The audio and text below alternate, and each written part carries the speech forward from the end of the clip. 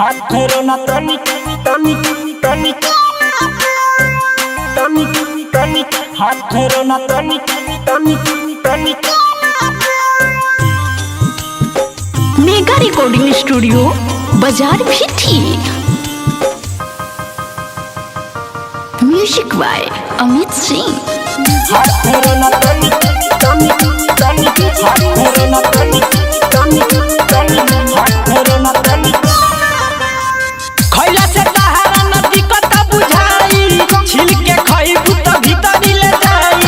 खइला से तहारा न दिक्कत बुझाई, छिल के खइबू त भीतरी ले जाई।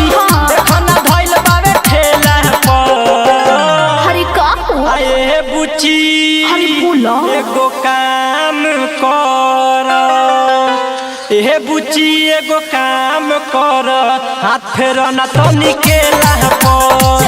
ए बुची एगो काम कर, हाथ फेरो ना तो निकेला पर। खइला से तहारा न दिक्कत बुझाई, छिल के खइबू त भीतरी ले जाई। खइला से तहारा न दिक्कत बुझाई, छिल के खइबू त भीतरी ले जाई।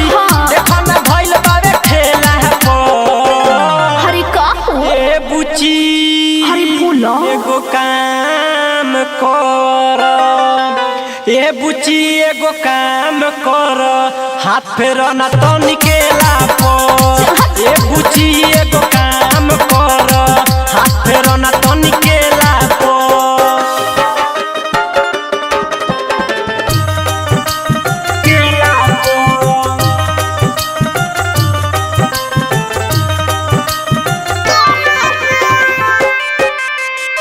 हाथ फेरो ना तनिक तनिक तनिक हाथ फेरो ना तनिक तनिक तनिक हाथ फेरो ना तनिक। काहे बारू तू लजा, काहे बारू शरमा, काहे बारू तू लजात, काहे बारू शरमत। नहीं होई परेशानी बबुनी, बॉडी बन जाई तोरे, मजा देवेला भी जोर मिली बढ़िया स्वाद बबुनी।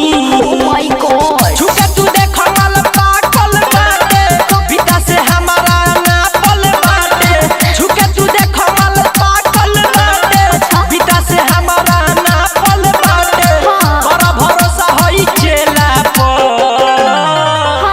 ए बुची एगो काम कर, कहेला ए बुची एगो काम कर, अच्छा। हाथ फेरो ना तो निकेला पर। ए बुची एगो काम कर, हाथ फेरो ना तो निकेला पर। हरे ना दादा केला